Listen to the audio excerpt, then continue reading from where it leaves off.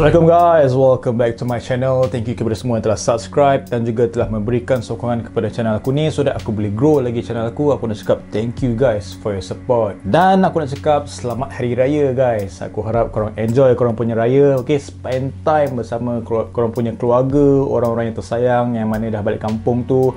Aku harap korang dah melalui safe journey pergi dan juga balik daripada kampung korang. And I want to cakap sorry sebab aku dah lama tak upload video sebab biasalah raya kan, lagi-lagi hari tu raya mengejut pula kan. Okay, so macam ada sikit lah kelang kabut kan. Okay, and of course lah bila raya ni kita nak spend time dengan family kan. So aku adalah bawa family aku pergi jalan-jalan sini sana semua kan. Okay, so aku harap korang punya raya tu memang enjoyable punya raya lah. Okay, sebab selepas 2 tahun ni kan kita tak beraya balik kampung semua kan. Okay, so aku harap korang dalam keadaan sehat sejahtera. Okay guys, untuk kisah hari ni yang aku nak share dengan korang adalah berkenaan dengan seorang lelaki daripada Korea. Dan lelaki ni kan, dia dah mencipta satu sejarah di mana dia telah menjadi seorang pelarian penjara yang terhebat dekat Korea Selatan guys. Memang legend lah aku boleh kata Okay, so tanpa membuang masa lagi, macam biasa, nama aku Nas and I am your true crime storyteller.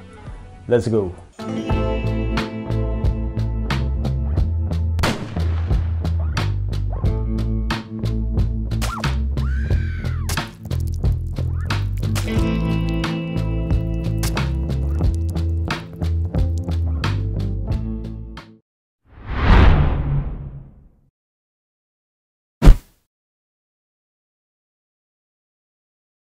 Shin Chang-won yang dilahirkan pada 27 Mei 1967 dan dia ni juga dilahirkan dalam keluarga yang berada dalam keadaan kemiskinan yang teruk guys. Dan dia punya bapa dia kan, bapa Shin Chang-won ni merupakan seorang yang begitu panas baran guys. Okay, dan ibu dia pula telah meninggal dunia sejak dia daripada kecil lagi. Semasa zaman persekolahan dia kan, Shin Chang-won ni kan, dia ada banyak buat hal guys. Okay, sebab pada time tu kan dia telah membuat beberapa kes pencurian di mana dia telah mencuri ayam dan juga buah tembikai geng daripada kedai-kedai runcit kat sana tau. Okay, mungkinlah sebab dia punya family dalam keadaan kemiskinan yang agak teruk. So that is why dia terpaksa membuat begitu walaupun benda itu adalah satu benda yang salah. Gak-gak kan, curi ayam dengan temikai kan, member nak buat apa tak? Dan dia juga pernah ditangkap semasa dia berusia 14 tahun tetapi dia telah dilepaskan tidak lama selepas itu. So ada pada satu masa ni, semasa dia berusia 22 tahun, dia pernah membuat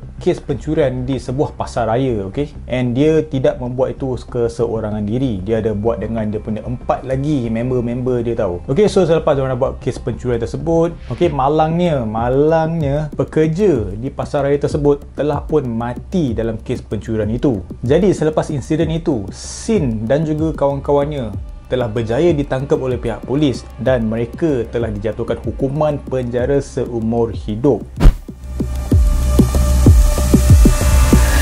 Apabila mereka telah berjaya ditangkap, Shin dia telah dimasukkan ke penjara Busan. Dan penjara Busan pada time tu kan, dia dikenali sebagai salah satu penjara yang teramatlah ketat kawalan dia guys. Okay, dia punya banduan-banduan kat sana memang nak kata apa, ada freedom ke apa kan, memang susah. Even kalau diorang terfikir nak escape dari penjara tu pun kan, memang orang boleh kata it's quite impossible lah. Okay, sebab dia punya kawalan daripada pengawal kat sana kan memang kau ketat gila kan. So penjara dekat Busan tu kan memang dikenali lah dekat Korea Selatan tau. Okay, dengan dia punya kawalan yang begitu ketat.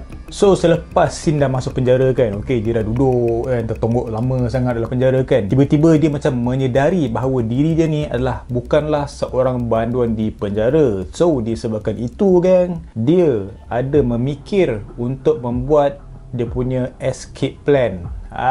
Dia nak merancang dia punya pembebasan daripada penjara Busan tersebut guys. Jadi berkenaan dengan perancangan escape plan Shin Chang-won ni kan, dia memang membuat dia punya perancangan tu dengan begitu rapi guys. Memang well organized, well planned. Semua teramatlah teliti tau bila kita sebut pasal dia punya perancangan untuk dia punya escape plan ni lah. So apa dia akan buat kan, pada setiap malam dia akan membuat lubang di ruang pengudaraan bilik mandi sel tersebut tau. Okey, di mana dia akan menggunakan gergaji yang kecil. Dan gergaji yang kecil tu aku tak tahu lah dia ni bila dia buat kerja kan, sebab dia mencuri gergaji tersebut ataupun segala peralatan ataupun tools daripada gereja dekat penjara itu. So apa dia akan buat kan guys? Dia akan buat dia punya planning activity escape plan ini untuk selama 20 minit pada setiap malam tau. And dia akan membuat begitu spesifik, di mana dia akan membuat aktiviti dia itu apabila radio pembesar suara kat penjara tu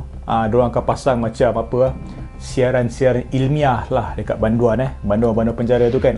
So semua boleh dengar lah, mungkin boleh buat diorang hisap sikit ke apa kan. Okay, so dia akan guna that moment apabila pembesar suara tengah kuat gila kat penjara tu, time tu dia buat kerja guys. Okay, sebab dia fikir macam bila ada bunyi yang kuat dekat tempat lain kan daripada pembesar suara tu, boleh cover sikit lah dia punya kerja kan, di mana dia akan menggergaji lubang dekat tempat dia nak bebaskan diri itu. Which is very smart lah Mamat Sin ni So apabila dia dah buat benda tu untuk selama setiap hari kan, okay, dia berjaya untuk membuat lubang untuk dia bebaskan diri tau. Okay, dan itu semua mengambil dia selama 4 bulan guys. 4 bulan dia dah settle dia punya exit point di mana dia boleh bebaskan diri. Tetapi guys, dia terpaksa menghadapi satu masalah yang besar. Apakah masalah itu? Adalah lubang yang digergaji oleh Sin tu kecil guys. Kecil, member tak muat, member tak lepas lah. Okay, aku rasa member makan sedap lah kat penjara kan. Okay, sampai dah tak muat dah. Mungkin pada 4 bulan sebelum tu mungkin member kurus ke apa kan, dia pun confident lah, dia buat lubang kan. Sekali 4 bulan alamak sudah lebar, tak lepas pula. So member pun jam. So member terpaksa fikir idea yang lain untuk macam mana dia membebaskan diri dia daripada penjara itu. Sebab tubuh badan si Sin ni kan, okay, dia berketinggian 172 cm dan juga berat badannya adalah 80 kg. Okay, so member sudah bajet lah lubang tu kan. So member pun tak lepas. Jadi idea yang dia terpaksa buat adalah di mana dia terpaksa untuk menurunkan berat badan dia. Dalam kata lain, dia nak kena mengecikkan badan dia lagi lah. Jadi daripada situ, Sin dia telah bertekad untuk diet. Member kena diet guys. Okay, orang diet nak sihatkan, member diet sebab nak keluar daripada penjara itu guys. Tapi yang bagusnya untuk Sin ni, usaha dia itu telah membuahkan hasil, di mana dia berjaya untuk menurun ataupun menghilangkan 15 kg dalam tempoh 2 bulan. Nampak kan, member percaya usaha tu tangga kejayaan guys. Okay, sebab apa? Member nak ada tangga keluar daripada penjara tu.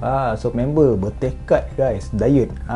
Nampak betapa ekstrimnya. Okay, semata-mata nak bebas dari penjara tu kan, walaupun secara haram kan. Member betul-betul lah buat sampai member jadi keding guys. Jadi pada akhirnya Sin Chang Won dia berjaya untuk mengeluarkan diri dia guys. Okey, dia berjaya untuk merangkak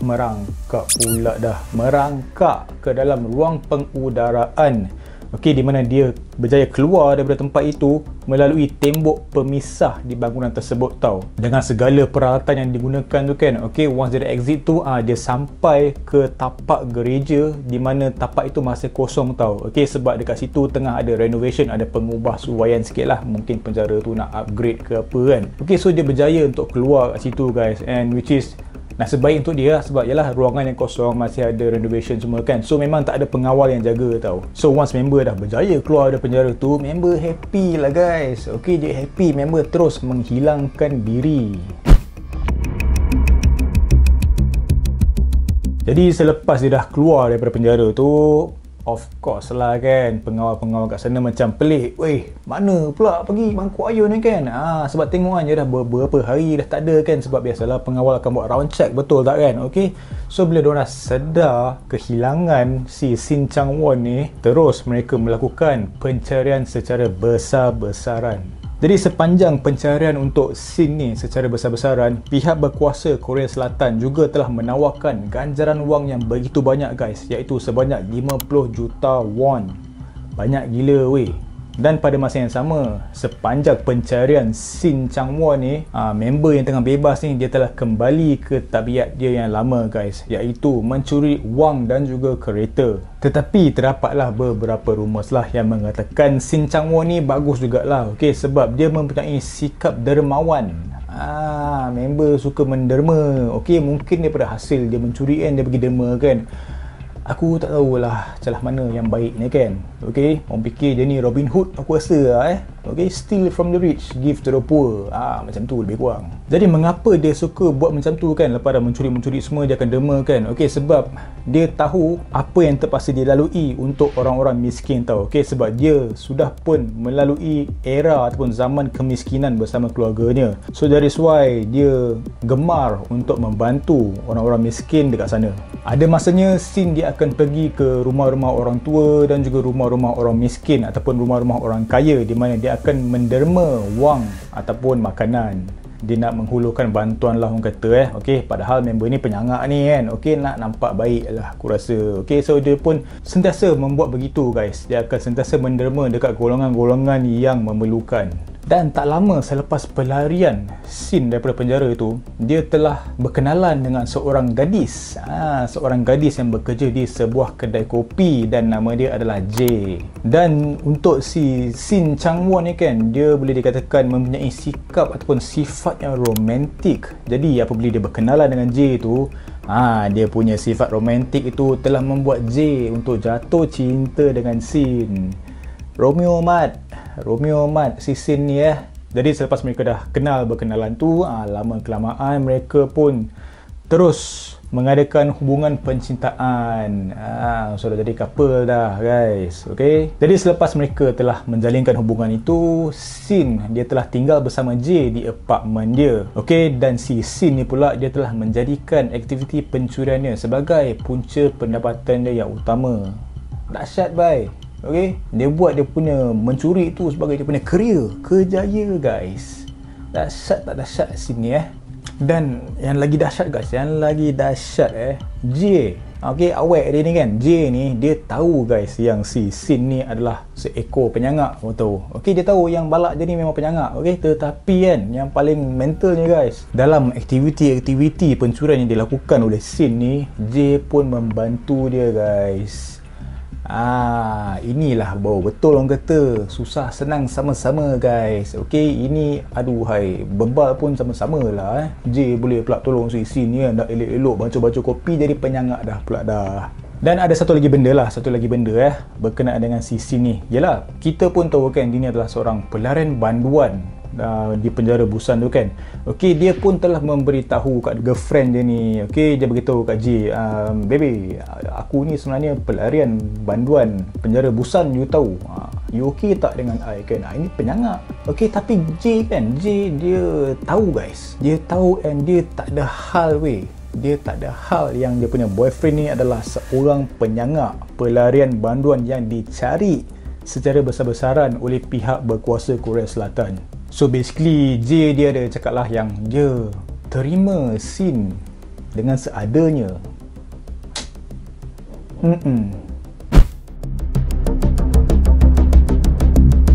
Pada suatu hari, terdapat seorang anggota polis, dia berjaya untuk mendapatkan maklumat berkenaan dengan Sin ini. Okey, di mana adalah daripada seorang rakan dia, di mana dia adalah seorang pencuci kereta. Dan once bila polis tu dapat segala info pasal Sin, member dia berazam dan juga bertekad untuk menangkap Sin dengan sendiri dia guys. Okey, macam pelik lah, come on lah kan, kau nak cari penyangak, kau nak buat solo kan, panggil lah kau punya team ke apa kan, tapi member nak buat seorang. Sebab dia fikir kalau dia berjaya untuk menangkap Sin dengan keseorangan, dengan sendiri dia bakal dinaikkan pangkat. Confident mamak ni.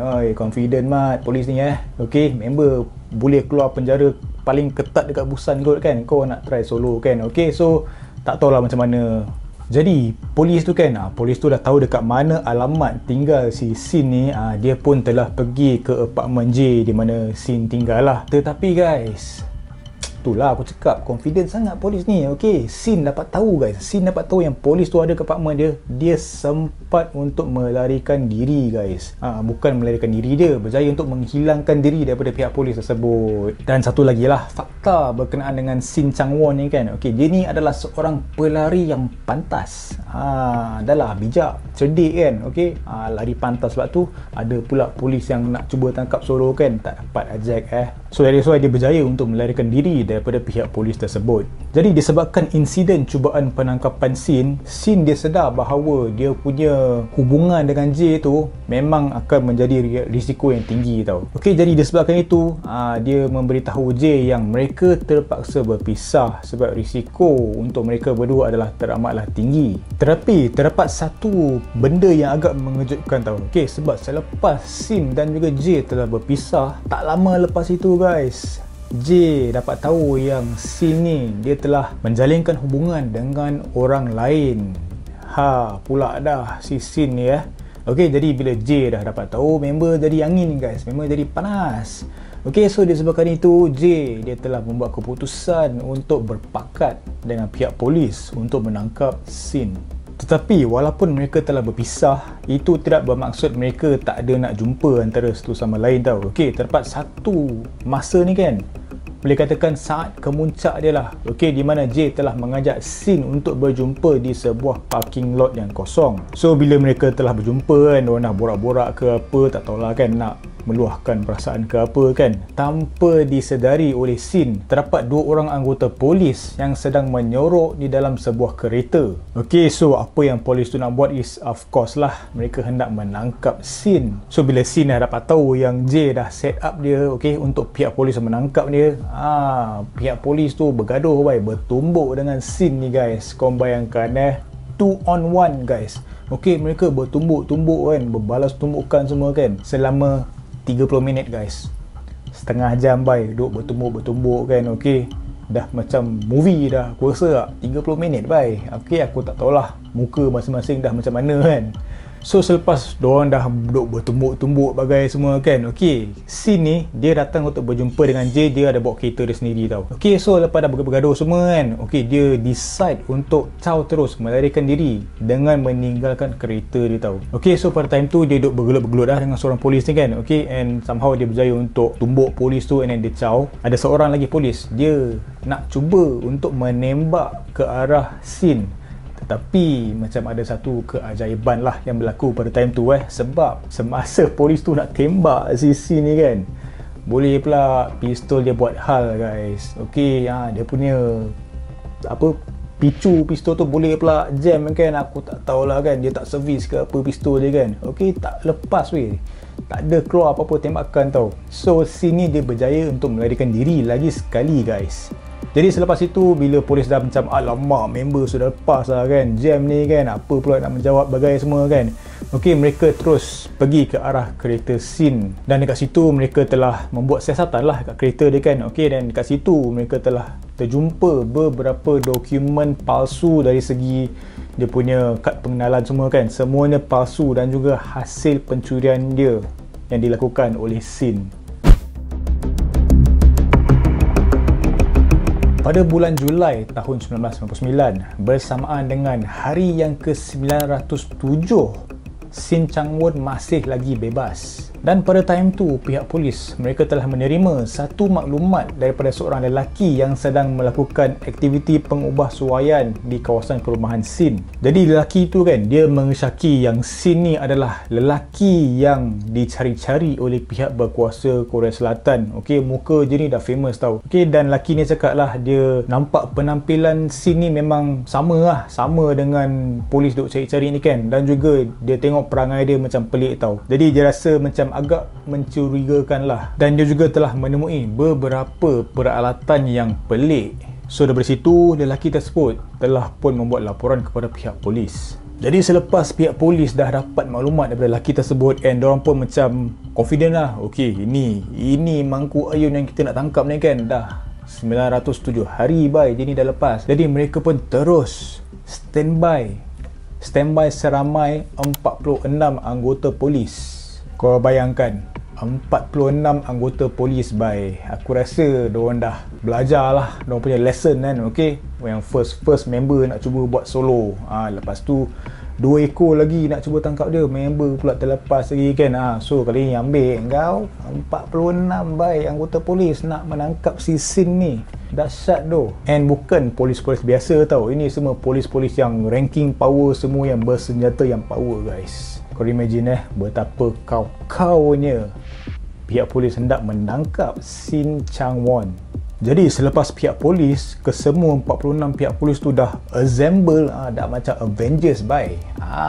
Diorang dah assemble, diorang terus pergi ke lokasi yang mereka terima daripada lelaki tadi tu lah. And dekat situ mungkin Sin dia dah bebas amat lama kan. Okay, dia pun fikir macam tak adalah pihak polis nak jumpa aku kan, aku dah escape, I'm a free man now. Okay, tanpa disedari guys, polis dah sampai dekat lokasi di mana Sin berada, dan dekat situ Sin finally berjaya ditangkap.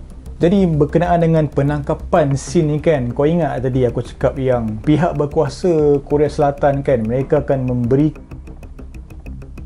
gila guys, iaitu 50 juta won. Okay, so laki tu yang mana bagi info kan, yang laki buat pengubah suaian dekat rumah si Sin tu, dia bukan sahaja dapat ganjaran wang itu sahaja tau guys, dia pun kan, laki tersebut terus dilantik untuk menjadi seorang pegawai polis weh. Kau bayangkan member kerja asal buat pengubah suaian, tahu-tahu sudah jadi polis lah. Nampak rezeki betul lah lelaki tu, aku rasa dah lah dapat 50 juta won, banyak buat duit, jadi pula polis. Hebat bye. Jadi berkenaan dengan Sin Chang-won ni kan, dia ni kan, dia telah ibarat macam mencipta satu sejarah tau. Okay, dia dah jadi macam satu fenomena. Dia jadi satu fenomena yang teramatlah besar dekat Korea Selatan atas penangkapannya itu. And yang paling menjadi tumpuan berkenaan si Sin Chang-won ni kan, dia punya pakaian yang dipakai oleh Sin Chang-won tu memang jadi perhatian orang ramai tau. Okay, sebab dia masa dia kena tangkap tu, dia punya baju yang dia pakai tu bercorak warna-warni guys. Flashy by si Sin Chang-won ni Okay, sampaikan satu tahap dia punya fenomena penangkapan si Sin Chang-won ni, dia punya pakaian tu telah menjadi satu trend jualan di kedai-kedai butik dekat kawasan sana guys. Nampak dah jadi trendsetter mat Sin Chang-won ni. Dan satu lagi sebab lah kenapa Sin Chang-won ni jadi macam satu fenomena kan, okay, jadi satu tumpuan orang ramai, sebab dia ni telah diberikan gelaran sebagai Robin Hood. Sebabkan sikap dia yang suka menderma kepada orang-orang yang memerlukan. Dan satu lagi fakta berkenaan dengan Sin Chang-won ni, ialah memang dia ni adalah seorang pencuri dan juga seorang pelarian penjara. Tetapi dia ni bukanlah seorang pembunuh, tetapi sebaliknya, dia ni cuma adalah seorang anti-hero, di mana dia hanya mencuri untuk menderma kepada orang yang memerlukan. Berhubung dengan status penangkapan Sin telah diberikan hukuman tambahan penjara selama 22 tahun atas kesalahannya untuk melarikan diri daripada penjara untuk selama 2 tahun lebih. Jadi sepanjang tempoh pelariannya, Sin dilaporkan telah melakukan lebih daripada 100 kes kecurian, 5 rompakan, 1 kes rogol dan juga beberapa lagi kes jenayah yang lain. Jadi semasa dia dekat penjara kan, okay, Sin ni dia ada banyak mengkritik sistem penjara dan juga pemerintahan pihak kerajaan, di mana dia mengatakan yang dia telah dilabelkan sebagai tidak telus akibat masalah rasuah. Jadi sepanjang dia dekat penjara juga kan, Sin ni dia ada banyak menulis dekat buku diary dia, dan juga dia ada banyak menulis surat tau. Okey, bila polis tengok daripada segi penulisan dia kan, ia telah menunjukkan yang dia ni adalah seorang yang amat pintar, okey, walaupun dia tidak mempunyai pelajaran yang tinggi. Di penjara itu juga kan, Sin ni dia pernah untuk membunuh diri pada tahun 2011, tetapi dia sempat diselamatkan. Dan sekarang ni Sin Chang-won yang berusia 50 tahun, dia meneruskan sisa-sisa kehidupannya di penjara dan juga telah dikenali sebagai banduan yang telah mencipta sebuah kisah pelarian hebat sepanjang zaman. Sampaikan dia punya penangkapan itu telah menjadi satu fenomena yang besar dekat Korea Selatan. Dahsyat lah aku boleh kata okay, sampaikan jadi trend. Okay, pakaian yang dipakai semasa penangkapan itu kan sampai dijual dekat kedai-kedai butik dekat sana guys. Memang lain macam si Chang-won ni. Jadi sampai situ sajalah yang aku boleh kongsikan dengan korang berkenaan dengan Shin Chang-won, seorang pelarian penjara yang terhebat di Korea Selatan. Aku harap korang enjoy dengan konten aku kali ini. Aku nak cakap minta maaf atas segala kekurangan. Macam biasa, jangan lupa untuk subscribe pada channel aku. Jangan lupa untuk subscribe, like, share dan juga komen. I really appreciate your support. Aku nak cakap lagi sekali, selamat Hari Raya Aidilfitri guys. Maaf zahir dan batin. Aku nak minta maaf atas segala kekurangan daripada pihak aku sepanjang aku buat konten kisah-kisah true crime untuk korang ni kan. Aku nak cakap minta maaf. And yes, aku look forward for the next content for you guys. As always guys, never stop creating. I will see you in the next premiere. Stay safe, stay healthy guys. Assalamualaikum. Bye bye.